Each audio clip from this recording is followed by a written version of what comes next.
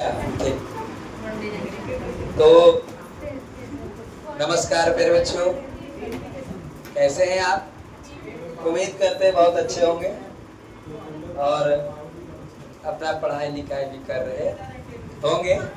नहीं, हाँ, फिलहाल पिछले एपिसोड में हमने धातु और अधातु को देख रहे थे। धातु और अधातु को देख रहे थे, जिसमें हम अगर आपसे पूछे अभी कि बताइए पदार्थ के सबसे सूक्ष्म कण अर्थात पदार्थ के सबसे छोटे से कण को हम क्या कहें? अगर हम आपसे थोड़ा सा और पूछ दें कि परमाणु की खोज किसने किया? अगर थोड़ा सा विशेष पूछ दें कब किया? अरे बल्कि 1803 में 1800 ये सब क्या बता दिए? नाभि की खोज बता दिए सब। ये सब तो हम कंफ्यूज कर लेते हैं, है कि नहीं? होश में रहना है, एकदम तानी सुन में बोल, एकदम सोचे कि सब तो ही बोले। ठीक है, आगे बताइए।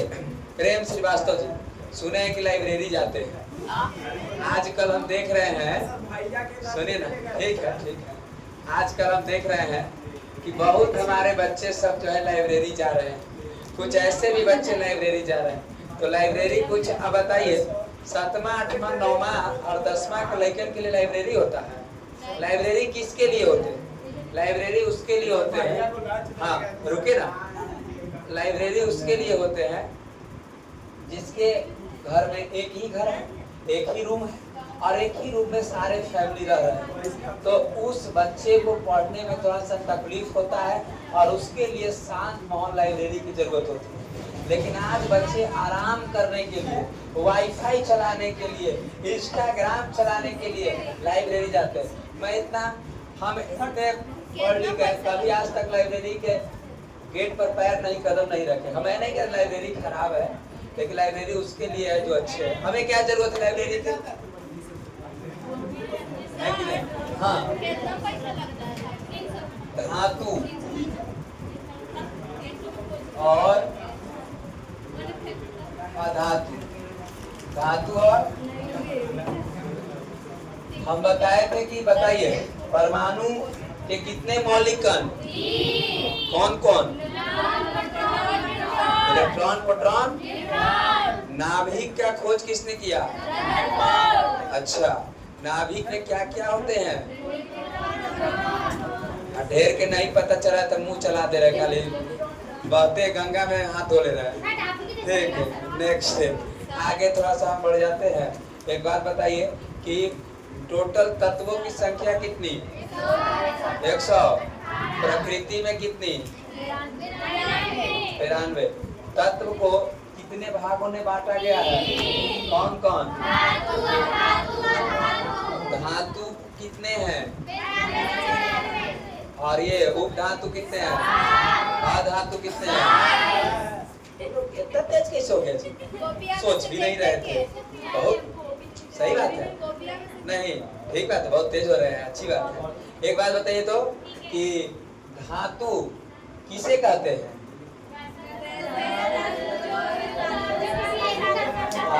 कर दिया सर। हे प्रभु, हरि राम दयानंद जगन्नाथ में क्या हुआ?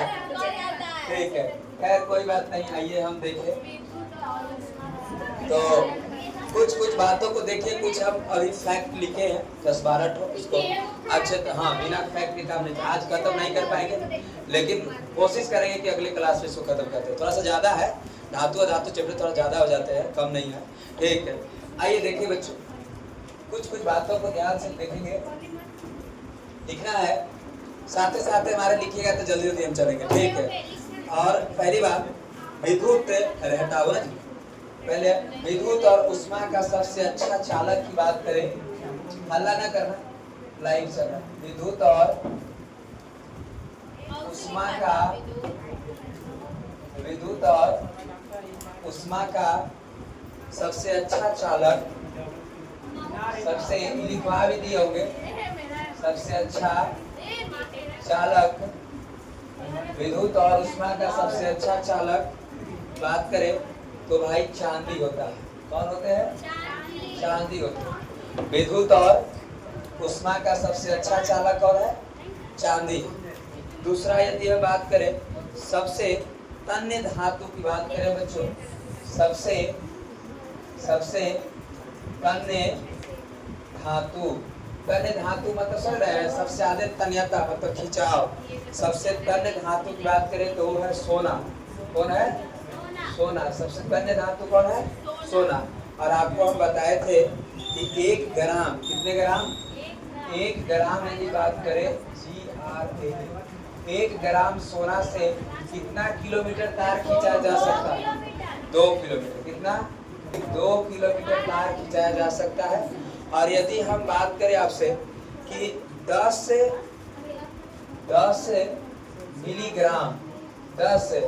मिलीग्राम यदि चांदी रहे तो 10 मिलीग्राम चांदी यदि आपको दे दे हम, 10 मिलीग्राम चांदी से हम 200 मीटर तक कार खींच सकते हैं। कितने? 200 मीटर तक क्या खींच सकते हैं? कार ऐसे खींच सकते हैं। नेक्स्ट अगर बात करें हम द्रव अवस्था में पाए जाने वाले धातु की बात करें, द्रव अवस्था में पाए जाने वाले धातु, और द्रव अवस्था में पाए जाने वाले धातु हमारा है पारा। क्या है? पारा। या इसी को हम कहते हैं मरकरी, इसको हम Hd द्वारा डिनोट करते हैं। ध्यान देखिए, द्रव अवस्था में पाए जाने वाले धातु कौन है?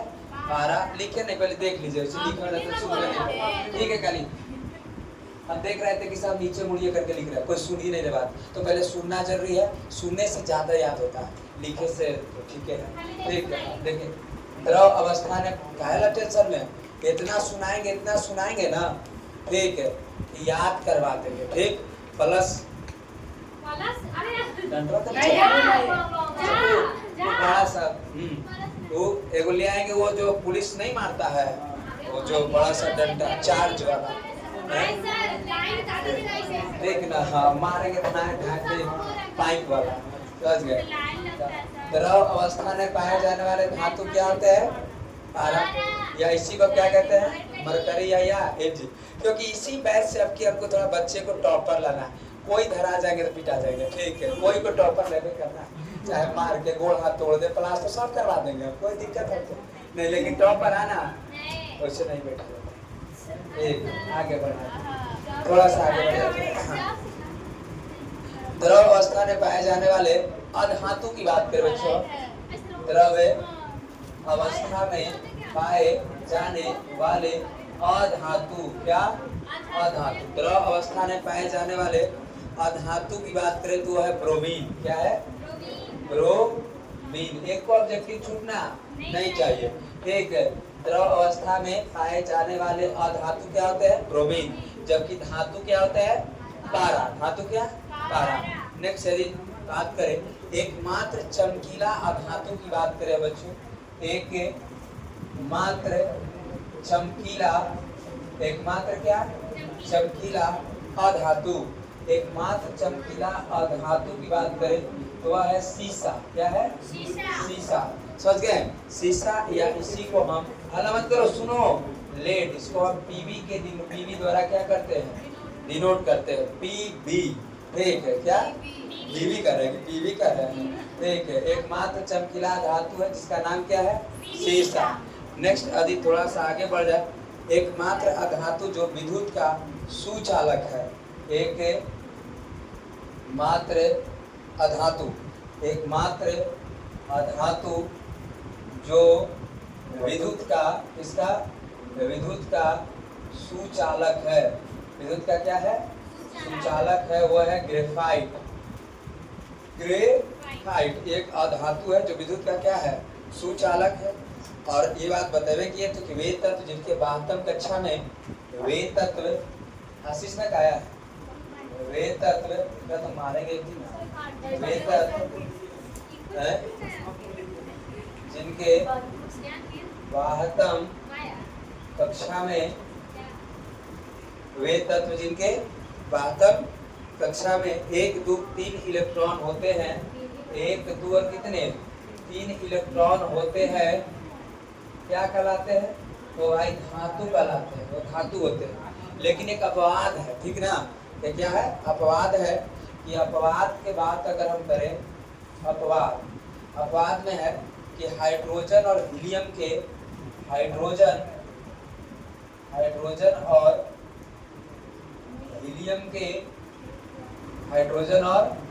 हीलियम के बाह्यतम कक्षा में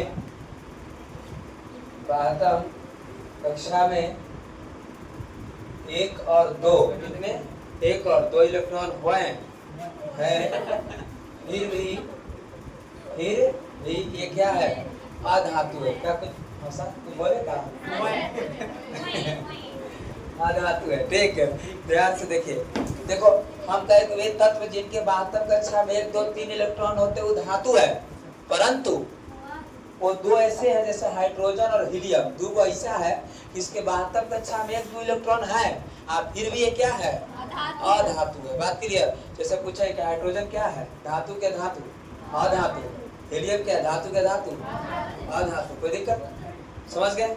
आगे थोड़ा सा हम बढ़ जाए, थोड़ा सा देखो चांदी की बात करो। देखो ध्यान से, चांदी किसके? चांदी क्या?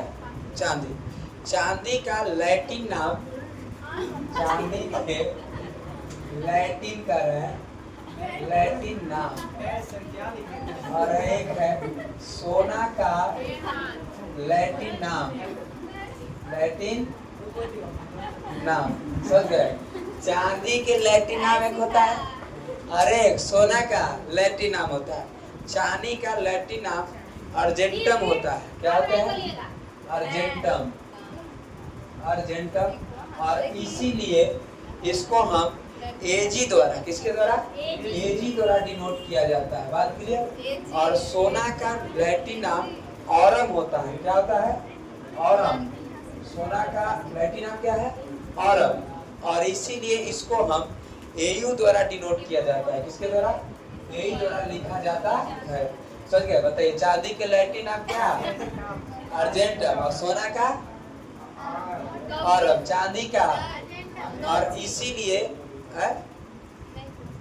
चांदी के नाम अर्जेंटम, सोना का डॉट नाम क्या? ऑरम। इसीलिए इसको किसके द्वारा सूचित? एयू से, इसको एजी से। क्या कोई दिक्कत है? इतनी बात आप समझ रहे हैं? ठीक। फिर से एक बार अगर हम आपको रिकैप करें तो देखें, विद्युत और उष्मा का सबसे अच्छा चालक कौन है? चांदी। चांदी, उसके बाद तांबा आ जाता है और उसके बाद एल्युमिनियम आ, सुबह ही बता रहे थे।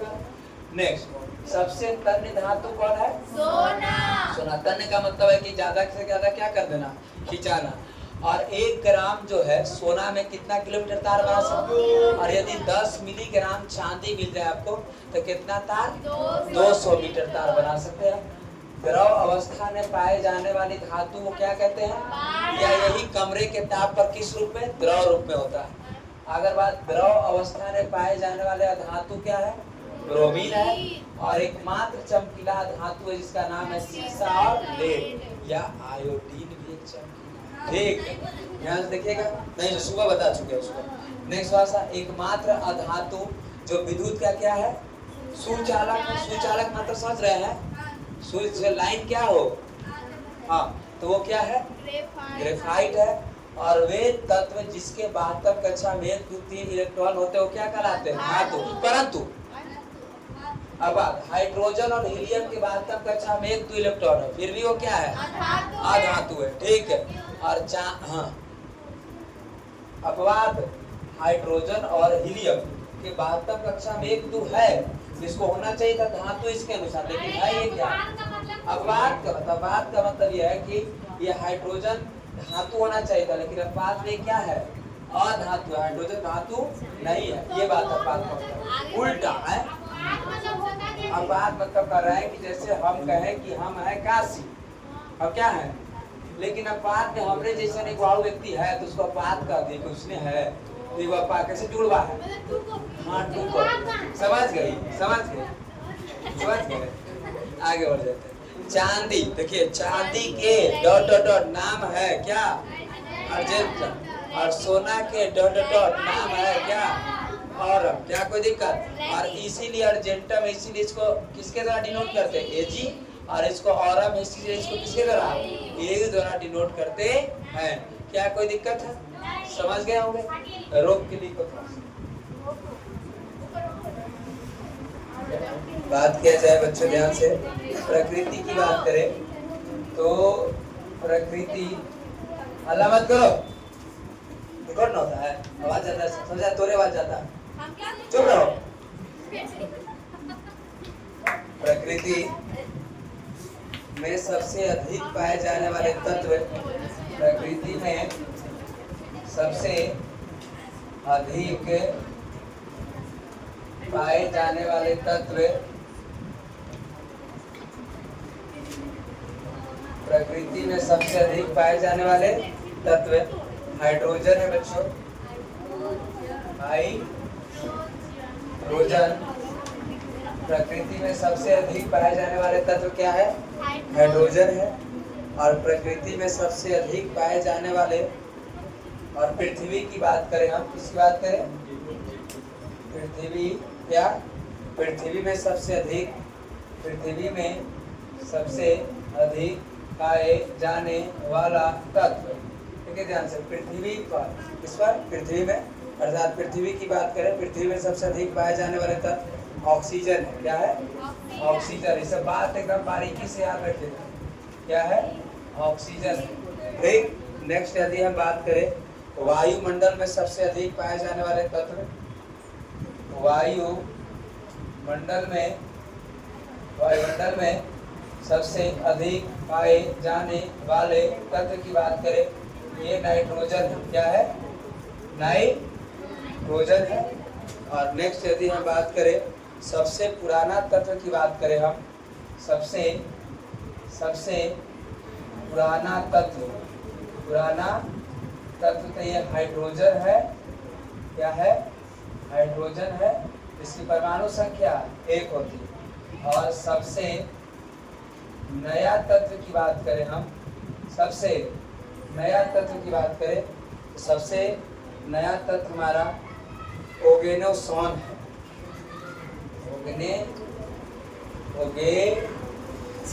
देख लेते एक बार, ओगेनोसॉन है। इसकी परमाणु संख्या कितनी? 118। नेक्स्ट बात करें सबसे कठोर तत्व, यही है ओगेनोसॉन। सबसे कठोर, सबसे क्या कठोर की बात करें, सबसे कठोर तत्व की बात करें, सबसे कठोर तत्व है हीरा। सबसे कठोर तत्व हीरा है। हीरा से ही शीशा उसका क्या किया जाता है? काटा जाता है। ठीक है, नेक्स्ट थोड़ा सा आगे बढ़ जाए। सबसे मुलायम तत्व की बात करें, सबसे कैसा? मुलायम। और सबसे मुलायम तत्व की बात करें, सबसे मुलायम तत्व है सीजियम। क्या है? सीजियम है सबसे मुलायम तत्व। और सबसे हल्का तत्व की बात करें हम, सबसे हल्का तत्व हाइड्रोजन है। क्या है? हाइड्रोजन। सबसे हल्का तत्व क्या? हाइड्रोजन है। नेक्स्ट बात करें सबसे भारी तत्व की बात करें, सबसे भारी तत्व यह है यूरेनियम। और यदि परमाणु संख्या के आधार पर कहेगा सबसे भारी, तो परमाणु संख्या के आधार पर सबसे भारी कौन? ओगेनोसॉन। और सबसे हल्का परमाणु संख्या हाइड्रोजन। ठीक, नेक्स्ट थोड़ा सा आगे बढ़े।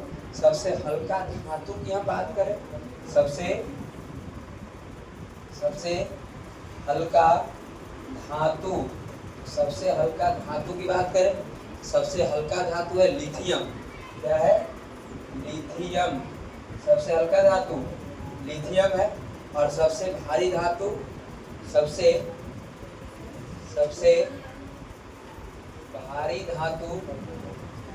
सबसे भारी धातु यही है ओगेनोसॉन की बात करें, नहीं सर ओसीमियम है जी, ओसमियम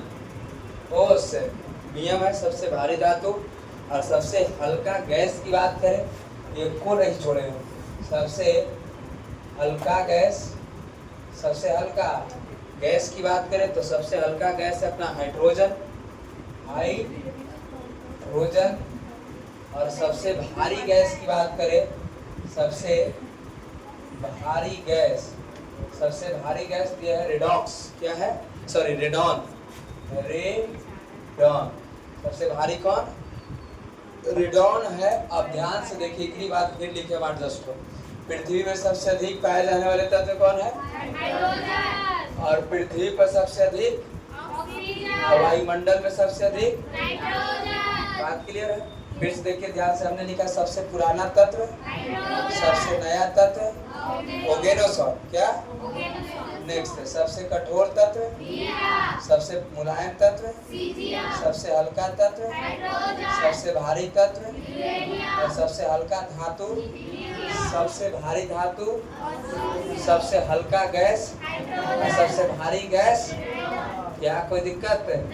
समझ रहे हैं आप बातों को? ठीक। एक बात और थोड़ा सा हम बता देते हैं, अगले बात तेरे बच्चों। पूछा जाता है आपसे कि शुद्ध सोना कितने कैरेट के होते हैं? शुद्ध सोना कितने कैरेट? शुद्ध सोना कितने कैरेट के होते हैं? तो ये होता है 24 कैरेट। कितना कैरेट? 24 कैरेट। और आभूषण बनाने योग्य सोना जो मिलते हैं, कौन से? आभूषण कहना, आभूषण बनाने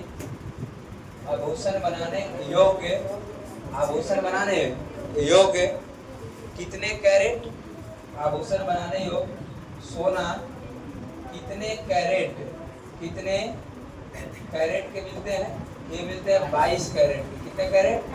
22 कैरेट के। यदि आपको 24 कैरेट थोड़ा मुलायम होता है, इसमें कुछ मिला करके 22 कैरेट को उसको थोड़ा सा ठोस बनाया जाता है। यदि आप 24 कैरेट के बनिएगा तो ऐसे जोर से करिएगा, टूट जाएगा। बस समझ गए? और ये जो 22 कैरेट होंगे ये नहीं टूटते। आभूषण बनाने के लिए 22 कैरेट का उपयोग किया जाता है। और जानते हैं, खास करके सोना से किसी को कुछ लगाव सबसे ज़्यादा अगर सोना को किसी को है तो महिलाओं को। महिलाएं अपनी बातों को समझिए कि सोना को कम चाहिए। ठीक है? सोना क्या है? सोना कुछ है जी? कितनों सोना, चुप रहो, कितनों सोना लड़की सबको या महिलाओं सबको दे दिया जाए, कितनों सोना, तो उनको आत्मा नहीं भरेगा, पेट नहीं भरता है। कितनों सोना उनको दीजिए, 2 लाख, 20 लाख, 50 लाख, 60 लाख, और कोई काश और सोना होता। खाली सोने चाहिए नहीं। इसलिए आने वाले समय तुम लोग परेशान मत करना सबको। लड़का सब कितना सीधा होता है, खाली सब सोना सोना करते रहना है। ठीक? इसलिए आप सबसे निवेदन है कि कृपया सोना ना देखें, सोना ना देखें, खुद से नौकरी कर लीजिए, पढ़िए लिखिए, नौकरी ले लीजिए, आप पैसे मिलवे करेगा वेतन, उससे खूब सोना खरीदते रहिए। बात क्लियर है कि नहीं क्लियर है? तो हाथ जोड़कर विनती है महिलाएं लोग कि बेचारे लड़के सीधे को परेशान ना करें और सोना कम मांगे। समझ रहे हैं ना आप लोग?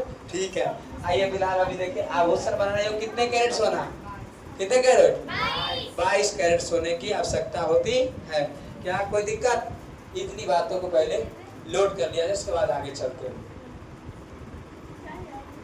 अभी तो अभी जस्ट हमने देखे कि शुद्ध सोना कितने कैरेट के? 24 कैरेट के। और बताइए कि आभूषण बनाने के लिए सोना 22 कैरेट। ठीक है, बहुत अच्छी बात। वायु के संपर्क में आकर जो है जलने वाले कुछ तत्व है, उसको देखिए। वायु के संपर्क में आकर जलने वाले तत्व हैं। जो हवा से संपर्क करता है तो क्या होने लगता है? जलने लगता है। जिससे से सोडियम, पोटेशियम और क्या? लिथियम। सोडियम, पोटेशियम और लिथियम जो वायु से सबसे ज्यादा पूछा गया है, यही वाला। ठीक है, ऐसे है क्या? तीनों। तो वायु के संपर्क में आकर जलने वाला तत्व कौन है? सोडियम, पोटेशियम और लिथियम। नेक्स्ट बात करें, केरोसिन तेल में किस तत्व को डुबाकर रखा जाता है? तो केरोसिन तेल में किस तत्व को, बोलो, किस तत्व को डुबाकर रखा जाता है?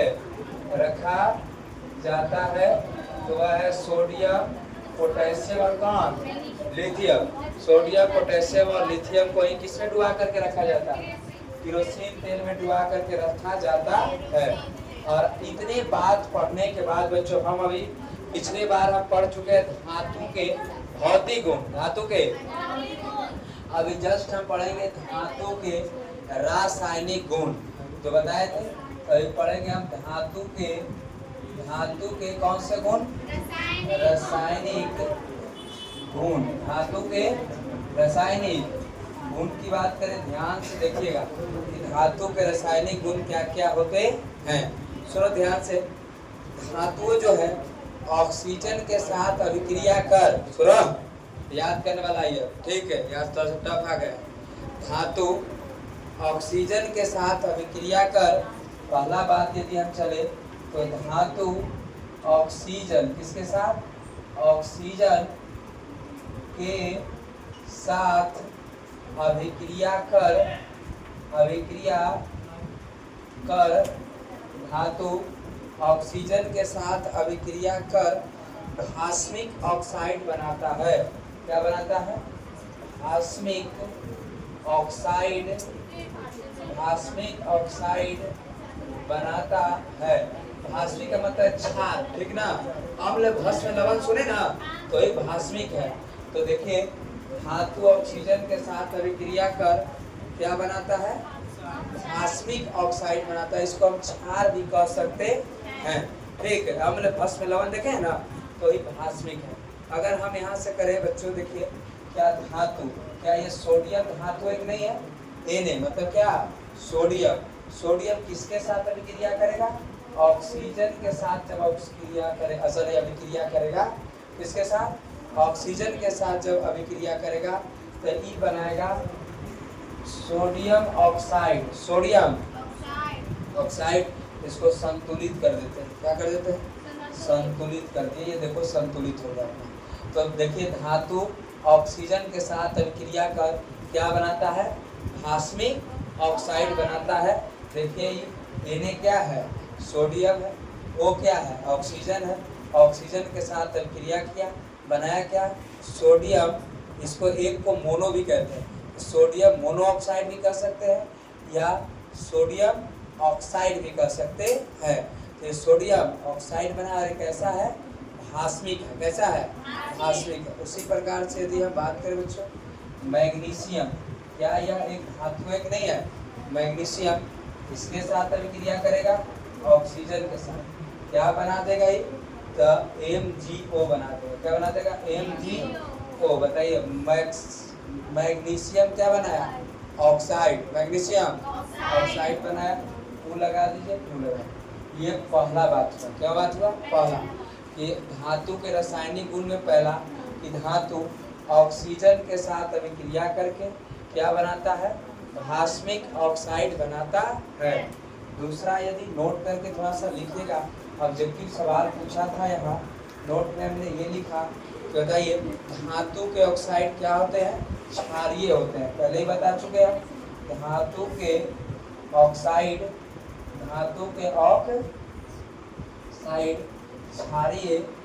क्षारीय या भास्मिक, क्या भास्मिक होते हैं। धातु के ऑक्साइड क्षारीय क्या होते हैं, भास्मिक होते हैं। यदि हम दूसरा बात करें, पहले उतार दिया जाएगा तो दूसरा बच्चा,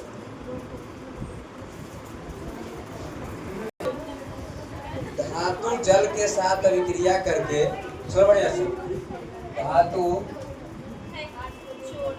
5 नंबर के पूछता है, समझ गए, होश में रहो।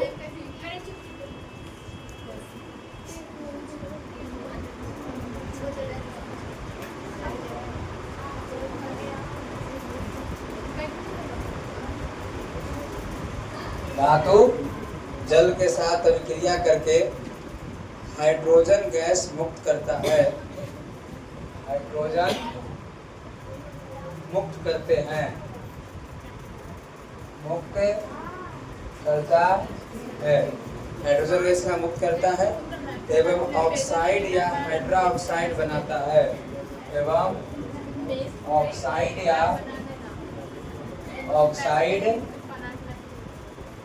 या हाइड्रा ऑक्साइड बनाता है।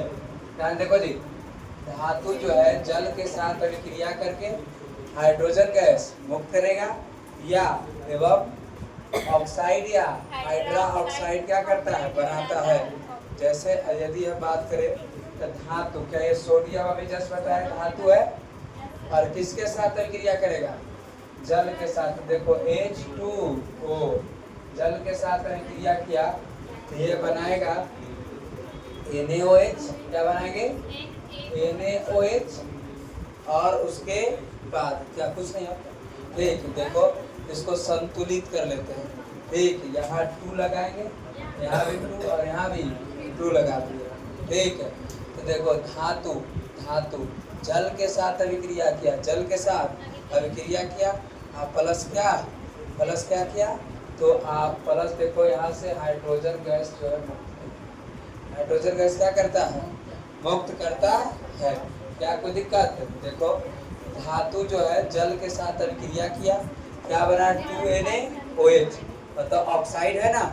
देखो ऑक्साइड और प्लस कौन से गैस मुक्त कर रहा है, हाइड्रोजन गैस मुक्त कर रहा है। उसी प्रकार से पोटेशियम क्या धातु है, किसके साथ अभिक्रिया करेगा, H2O बनाएगा क्या, KOH, क्या बनाएगा KOH, आप प्लस हाइड्रोजन गैस क्या करेगा, मुक्त करेगा, और इसको भी संतुलित कर देते हैं। ठीक, और ये हमारा हो गया दूसरा, कि धातु जो है जल के साथ अभिक्रिया करके हाइड्रोजन गैस क्या करता है, मुक्त करता है, एवं ऑक्साइड या हाइड्रा ऑक्साइड बनाता है। तीसरा यदि बात हम करें, ध्यान देखना तीसरे की बात, तीसरा की बात करें तो तीसरा हमारा है कि धातु अम्ल के साथ अभिक्रिया करके, धातु अम्ल के साथ अभिक्रिया करके धातु अम्ल के साथ अभिक्रिया करके हाइड्रोजन गैस मुक्त करती है। हाइड्रोजन गैस क्या करती है, मुक्त करती है। धातु अम्ल के साथ अभिक्रिया करके कौन सी गैस मुक्त करती है, हाइड्रोजन गैस मुक्त करती है। जैसे बताइए, क्या ये Mg की बात है, तो मैग्नीशियम क्या धातु एक नहीं है, और बताइए धातु अम्ल मतलब HCl, क्या ये अम्ल है, अरे अम्ल है ना, ये धातु है, ये क्या है, अम्ल है। इसके साथ क्रिया करेगा, बनाएगा MgCl2, आप प्लस क्या H2 गैस क्या करेगी, मुक्त करेगी। बात क्लियर। नेक्स्ट थोड़ा सा यहाँ संतुलित नहीं, यहाँ 2 लगा दीजिए, संतुलित हो जाएगा। ठीक, नेक्स्ट थोड़ा सा आगे बढ़े हम, तो यहाँ देखो Na सोडियम है ना, सोडियम ये क्या है, धातु है, अब क्रिया करेगा किससे, HCl से, ये क्या बनाएगा, NaCl बनाएंगे, क्या बनाएंगे NaCl, अब प्लस क्या हाइड्रोजन गैस क्या करेगा, मुक्त करेगा। कोई दिक्कत, और इसको 2 लगा, तो यहाँ भी क्या लगा दीजिए, 2 लगा दीजिए, ये आपका क्या हो गया, संतुलित हो गया। ध्यान से देखिए, धातु अम्ल के साथ अभिक्रिया करके कौन सी गैस मुक्त करती है, हाइड्रोजन गैस मुक्त करता है। जैसे एग्जाम्पल भी आपको लिखना पड़ेगा, ठीक है, नीचे एग्जाम्पल भी लिखना पड़ेगा, इन्हें खाली यही याद कर ले रहना, समझ गए। नेक्स्ट यदि हम तीसरा एक और बता देते हैं आपको, 3 को पूछता है, हम आपको 4 को बताएंगे। ठीक है, एक और है, धातु अपने से कम क्रियाशील, धातु अपने से कम क्रियाशील, धातु अपने से कम क्रियाशील धातुओं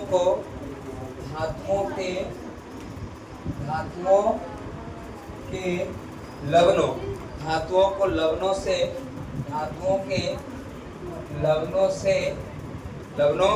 से अभिक्रिया कर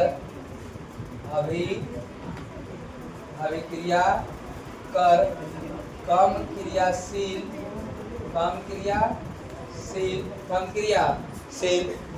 धातु को विस्थापित कर देता है। धातु को क्या कर देता है, विस्थापित कर देता है।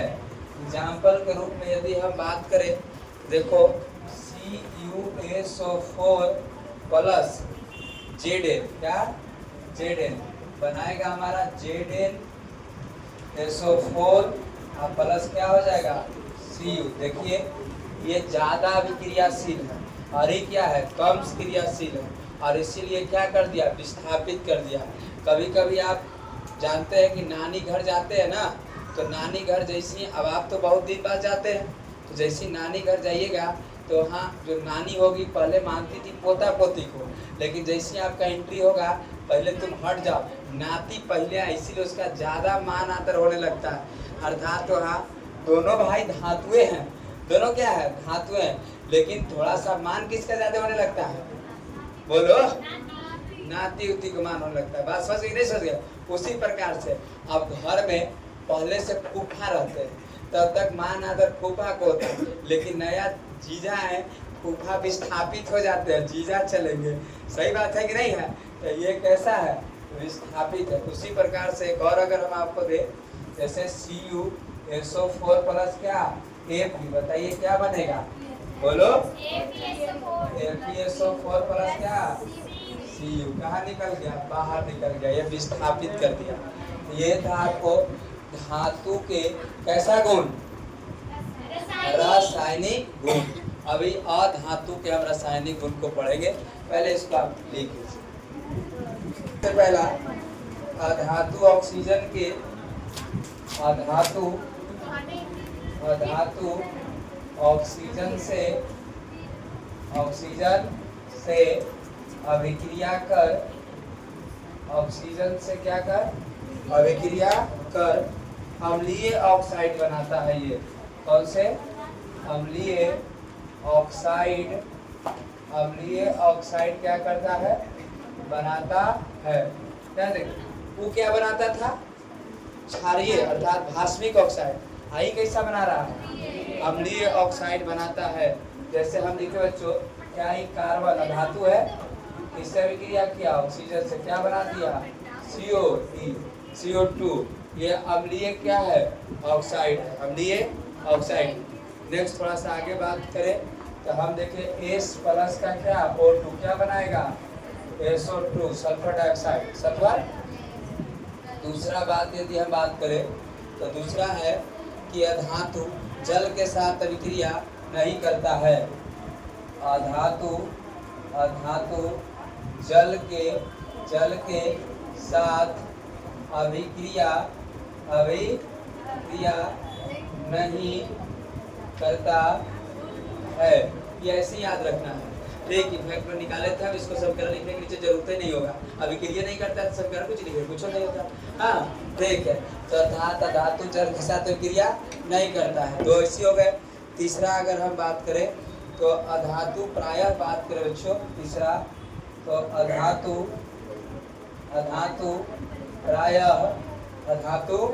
प्रायः अम्ल के साथ अभिक्रिया नहीं करते हैं। अम्ल के साथ अभिक्रिया नहीं करते हैं। अच्छा अभी आर्ट साइंस लेना है, पास हो गया पहले से करते हैं। अधातु अम्ल के साथ अभिक्रिया नहीं करते हैं। अधातु जो है अम्ल के साथ अभिक्रिया नहीं करते हैं। कुछ अधातु ऑक्सीकारक अम्ल के साथ, कुछ अधातु ऑक्सीकारक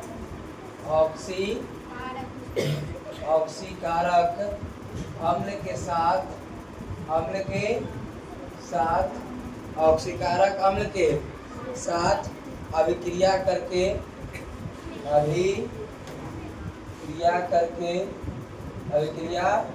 करके ऑक्सी अम्ल बनाता है।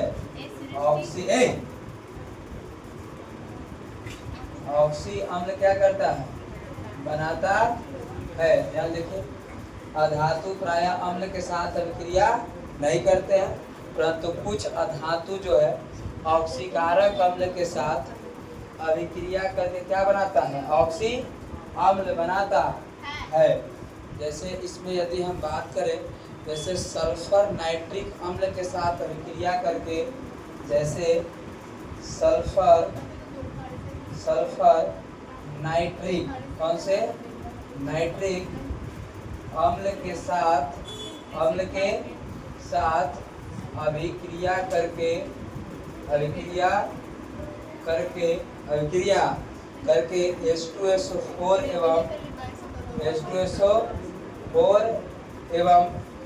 एवं NO2 बनाता है। NO2 क्या करता है? बनाता है। ध्यान से देख लीजिए, फिर से इसको बढ़िया से समझिए। हम लिखे अधातु प्रायः अम्ल के साथ अभिक्रिया नहीं करता है, परंतु कुछ अधातु ऑक्सीकारक अम्ल के साथ, जिसमें ऑक्सीजन है, कुछ अधातु ऑक्सीकारक अम्ल के साथ अभिक्रिया करके ऑक्सी अम्ल बनाता है। जैसे सल्फर नाइट्रिक अम्ल के साथ, जो सल्फर जो है, तो सल्फर नाइट्रिक अम्ल के साथ अभिक्रिया करके क्या बनाता है? H2SO4 एवं NO2 बना देता है। नेक्स्ट यदि हम पचमा की बात करें, हाँ चौथा की बात करें, हम पहले उतारिए तो लिखते हैं। उधर तीसरा देखिए, चौथा देखिए। चौथे की बात करें बच्चों तो देखिए, अधातु क्लोरीन के साथ अभिक्रिया करके, अधातु क्लोरीन के साथ अभिक्रिया करके, अभिक्रिया करके क्लोराइड बनाता है। क्लोराइड बनाता है। क्या बनाता है? क्लोराइड बनाता है। जैसे हाइड्रोजन प्लस क्लोरीन हुआ तो क्या बना दिया? HCl। तो क्या बना? क्लोराइड बना दिया।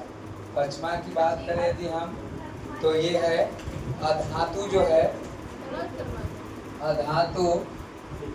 अधातु हाइड्रोजन के साथ अभिक्रिया करके, हाइड्रोजन के साथ अभिक्रिया करके हाइड्रोजन के साथ अभिक्रिया करके हाइड्रा ऑक्साइड बनाता है। हाइड्राइड बनाता है जी, हाइड्राइड बनाता है। जैसे अधातु की बात करें तो सल्फर H2 तब बनाएगा, क्या बनाएगा? H2S H2S बना दिया। तो ये जो होगा आपका अधातु के रासायनिक गुण कितने बताए? 5 बताए। अधातु क्लोरीन के साथ अभिक्रिया कर क्या बनाता है? क्लोराइड बनाता है। जैसे ही देखो हाइड्रोजन क्लोरीन से अभिक्रिया करा दिए, बना दिया HCl, क्लोराइड बनाया। नेक्स्ट देखो अधातु हाइड्रोजन के साथ अभिक्रिया करके हाइड्राइड बनाता है। ये देखिए अधातु हाइड्रोजन से अभिक्रिया किया, क्या बना दिया? H2S, हाइड्राइड बना दिया। क्या बना दिया? हाइड्राइड बना दिया। इस तरह से आपको धातु और अधातु के रासायनिक गुण में क्या बता दिए? एक भौतिक गुण में अंतर बताए और एक रासायनिक गुण में। ये दोनों सवाल जो है बच्चों पूछे गए हैं, भौतिक का भी पूछे गए हैं और रासायनिक का भी पूछे गए हैं। इसीलिए इसको होश में याद रखिएगा। याद रखिए कैसे? कल ही याद करवा देंगे, डंडा लेके बैठ गए तो ठीक है, हाँ रोक दिया जाए उसको। है कि स्कूल में गए हैं और स्कूल में एक ऐसा सा घंटी होता है, ठीक है, घंटी होता है और एक जो है बच्चों एक ऐसा रहता है, आप देखे होंगे, ठीक है, हथौड़ी रहता है और ये हथौड़ी से जो है इसको ऐसे ऐसे बजता है ना, आवाज आता तो नहीं, तो कुछ धातु जो है वही आवाज करते हैं। तो ऐसे ध्वनि को हम ध्वनिक या सोनोरस के नाम से जानते हैं। सोनोरस क्या? तो या ध्वनिक, क्या ध्वनिक या सोनोरस, कौन से रस? सोनोरस। ये पूछा गया सवाल है कि ध्वनिक या सोनोरस किसे कहते हैं? ध्वनिक या सोनोरस किसे कहते हैं? लिखो क्वेश्चन में, नहीं लिखो, ध्वनिक या सोनोरस किसे कहते हैं? देखो ध्वनिक या सोनोरस किसे कहते हैं? ध्वनिक या सोनोरस किसे कहते हैं? ध्वनिक या सोनोरस किसे कहते हैं? लिखिए, जब धातु के जब उत्तर को जब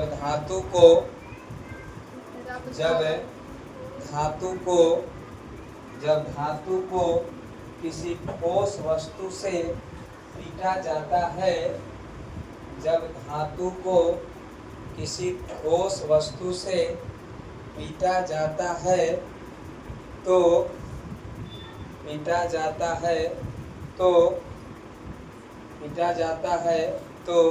उसमें से एक ध्वनि उत्पन्न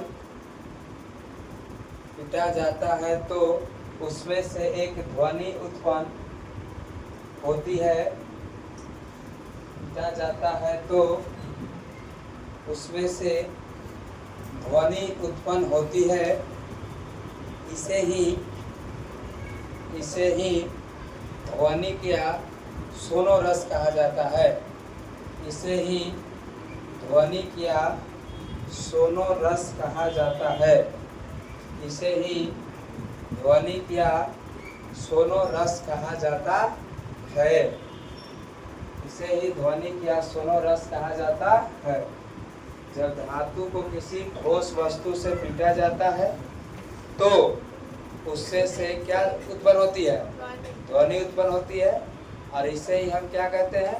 सोनोरस या ध्वनि कहते हैं।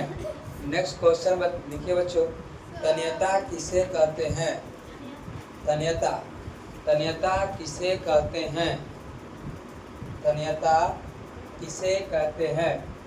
तन्यता आप जानते हैं? तन्यता का मतलब होता है कि सोना को उसको तीर कर क्या बना दे? तार। और ऐसा गुण को हम क्या कहेंगे? तन्यता कहेंगे। लिखिए उत्तर, समानतः धातुओं को पीटकर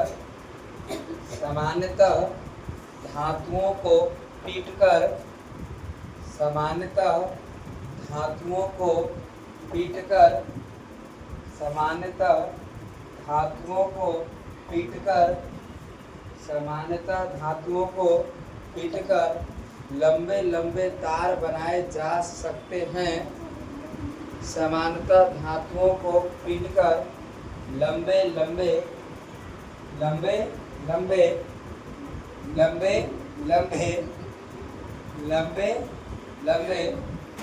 तार बनाए जा सकते हैं।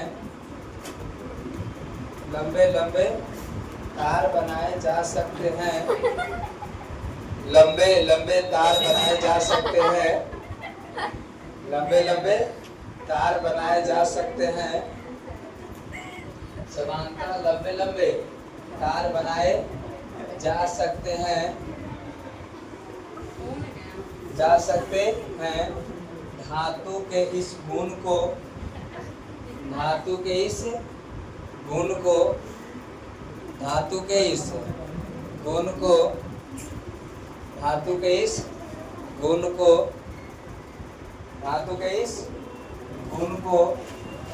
क्या कहते हैं?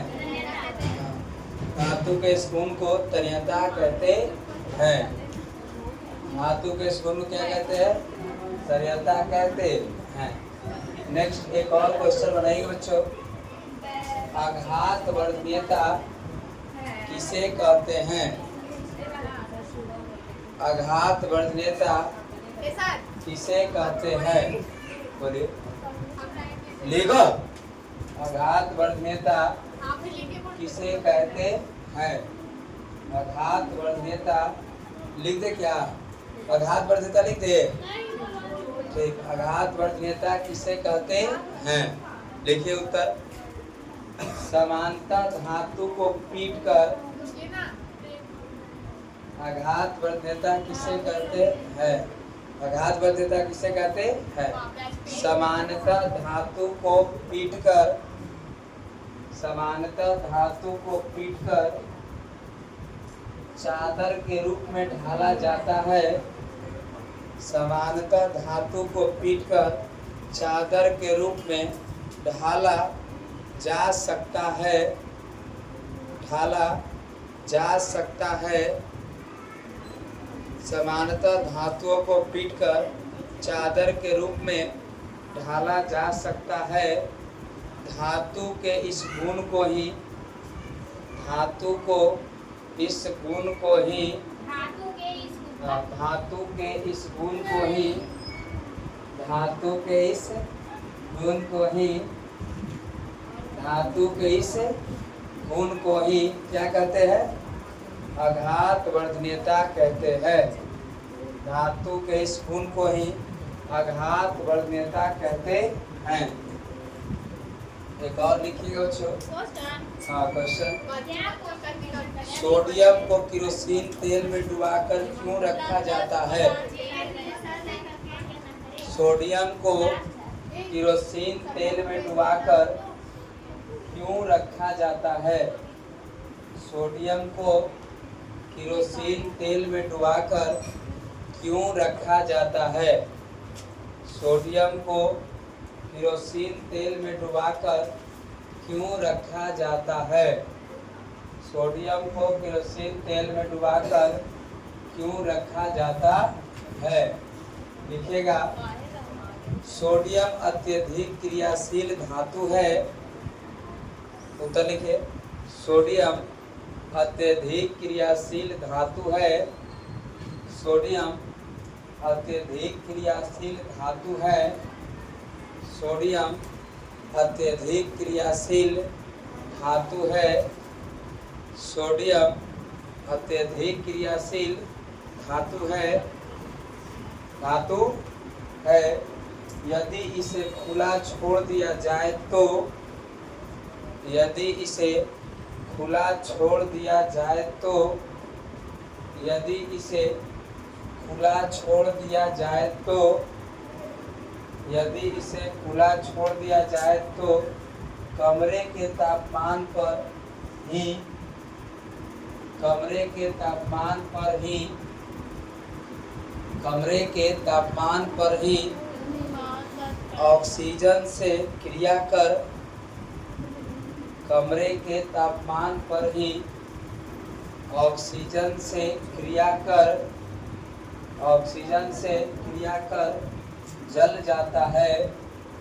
ऑक्सीजन से क्रिया कर जल जाता है। ऑक्सीजन से क्रिया कर जल जाता है,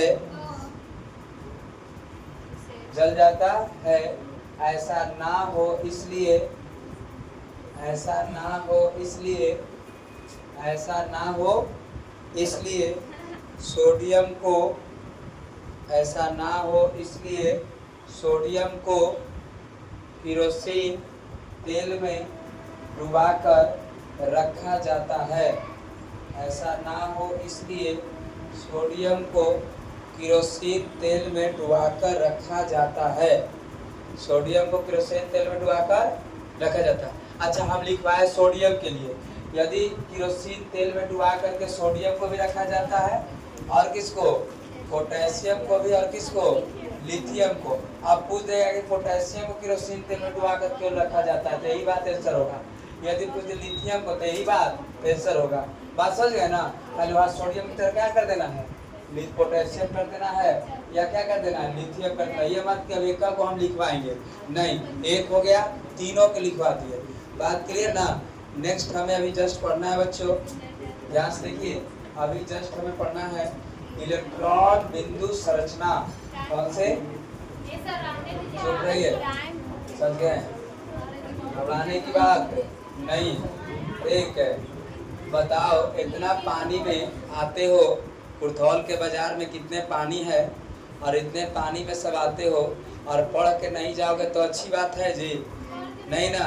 आज सुने हैं हम कुर्थौल में जाम भी लग गए हैं, रोड जाम लग चुके थे। क्यों? क्योंकि इसी जो पानी जो बह रहे हैं रोड पर, तो इससे सबको दिक्कत हो रहा है। नहीं दिक्कत है? आम जनता को भी दिक्कत है, दुकानदार को भी दिक्कत है, ग्राहक को भी दिक्कत है, और ख़ास करके विद्यार्थी को दिक्कत है, छोटे छोटे बच्चों को दिक्कत है। जो स्कूल आते हैं जाते हैं, हमारे भी बच्चे हैं जो हमारे कोचिंग संस्थान में आते हैं, उनको भी हम 2-2 बार बुलाते हैं, उनको भी दिक्कत है। यहाँ के नेताएं हैं, विधायक जी हैं, जो भी है सब हमारे आदरणीय हैं, उनको ये सब थोड़ा सोचना चाहिए और इसको काम लगा करके इसको निपटारा कर देना चाहिए, है कि नहीं प्रेम? ताकि बच्चे को, आपके भी बच्चे पढ़ रहे हैं, खास करके इस पर तो मीडिया वाला को सोचना चाहिए। मीडिया वाला कभी आकर के कुर्तौल में दिखाया कि क्या तकलीफ है, क्या दिक्कत है? कोई नहीं दिखाया, है ना? तो मीडिया वाला कभी आकर के दिखाना चाहिए, उनका भी योगदान रहेगा तो जल्द से जल्द हमारे ये जो बाजार है काफ़ी विकसित है। नहीं थोड़ा साला अच्छा नहीं लगते हैं, इसलिए हम हाथ जोड़कर विनती करते हैं, यहाँ के विधायक जो भी है, सांसद है, मुखिया है, वार्ड है, जो है तो भाई ये अपना बनवा दे तो अच्छा ही रहेंगे, है कि नहीं? बिल्कुल। फिलहाल अब ये तो देख ही रहे थे पूरे तरीकों से। ये हमारा अब बचा कौन कौन है बच्चों? तो देखिए हमें अभी क्या क्या पढ़ना है।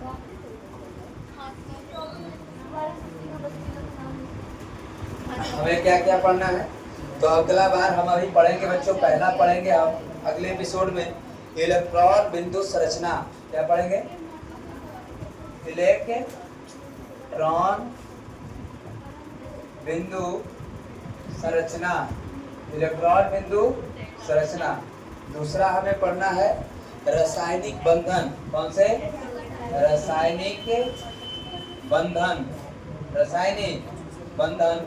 और तीसरा हमें पढ़ना होगा धातु कर्म। कौन से? धातु कर्म।